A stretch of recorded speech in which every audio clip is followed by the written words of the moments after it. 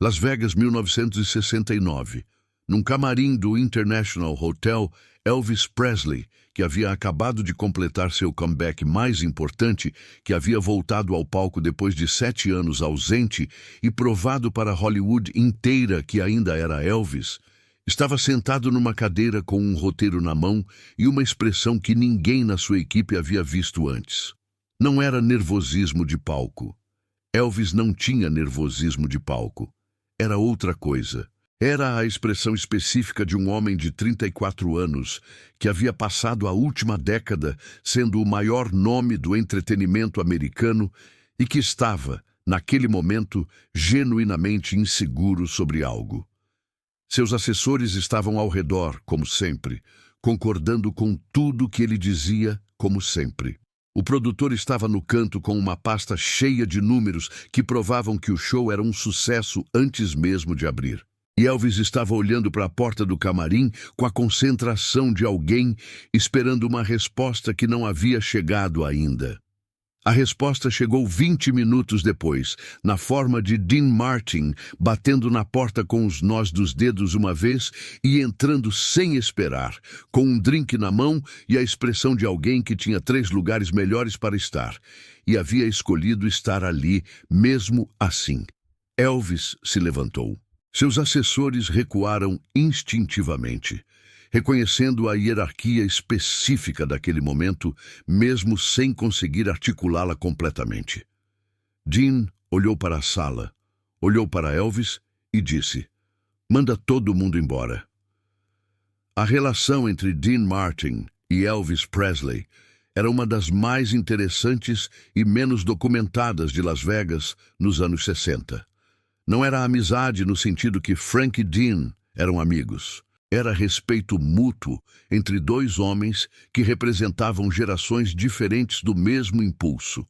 A capacidade de fazer uma plateia sentir que estava exatamente onde precisava estar. Elvis admirava Dean com a intensidade específica de quem cresceu ouvindo alguém e entendeu tarde demais o quanto essa pessoa havia moldado o próprio gosto. Dean achava Elvis genuinamente talentoso, o que no vocabulário de Dean era o maior elogio possível, porque Dean não distribuía esse adjetivo com facilidade. O que os separava não era talento nem sucesso, era uma diferença fundamental de relação com o trabalho. Elvis carregava o peso de ser Elvis como se fosse uma responsabilidade cósmica. Dean carregava o peso de ser Dean como se fosse uma piada boa que todo mundo estava entendendo junto. Quando Elvis pediu para falar com Dean naquela noite, antes do maior show do comeback, a mensagem que havia chegado até Dean era simples. Elvis queria um conselho. Dean havia ficado em silêncio por um momento. Depois havia dito para quem trouxe a mensagem: "Diz para ele que eu vou em 20 minutos. Preciso terminar esse drink." O camarim ficou vazio em 40 segundos. Os assessores saíram com aquela eficiência específica de pessoas que sabem quando não são necessárias sem precisar ser informadas. O produtor foi o último a sair, fechando a pasta de números com um clique definitivo. Dean sentou na cadeira mais próxima, não a cadeira principal, a cadeira de visita, e colocou o drink na mesinha lateral. Elvis ficou de pé por um momento, como se a posição sentada fosse uma concessão que precisava negociar internamente. Depois sentou. Os 2 ficaram em silêncio por alguns segundos. Dean não apressou. Elvis finalmente disse: "Você faz isso há 30 anos. Como você não vai à loucura?" Dean pegou o drink. "Do que exatamente?" Elvis abriu as mãos num gesto que continha a pergunta inteira, sem precisar de palavras. Os assessores, o público, a expectativa, o peso de ser um nome maior que a pessoa que carrega o nome. Dean olhou para o drink, depois para Elvis, e disse algo que o produtor, que havia ficado do lado de fora da porta fechada, porque era produtor, e produtores não vão embora de verdade, afirmou ter ouvido claramente através da madeira e que repetiu em entrevistas por 40 anos. "Eu nunca fui à loucura porque nunca levei nada disso a sério o suficiente para enlouquecer." Elvis ficou quieto. Essa não era a resposta que ele havia esperado. Ele havia esperado, talvez, uma estratégia, um método, um sistema para gerenciar a pressão de ser o que eram. Dean havia oferecido algo mais simples e mais desconcertante, a ausência de pressão como princípio operacional. Elvis disse: mas o público espera Elvis. Toda noite. Eles pagam para ver Elvis. Dean respondeu: eles pagam para ver o show, Elvis. Você confunde as duas coisas. Pausa. Elvis processou. Depois disse, com a honestidade específica de alguém que está em terreno desconhecido e sabe disso: mas e se o show e eu somos a mesma coisa? Dean olhou para ele por um longo momento com a expressão de alguém que está prestes a dizer algo verdadeiro e sabe que verdades verdadeiras às vezes doem antes de ajudarem. Então você tem um problema maior que eu posso resolver num camarim. Mas posso te dizer uma coisa que talvez ajude. Elvis esperou. Dean continuou: quando você sair por aquela cortina hoje à noite, o público não sabe nada do que está acontecendo aqui dentro. Não sabe do que você está com medo. Não sabe do que você está carregando. Eles só sabem o que você mostrar. Então mostra o que você quer que eles vejam e guarda o resto para você. Elvis disse: você faz isso? Dean terminou o drink. Toda noite da minha vida, disse ele, e levantou para ir.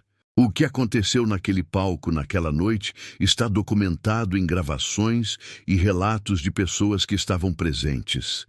Elvis Presley fez um dos melhores shows do comeback. Não o mais técnico, não o mais elaborado, o mais presente.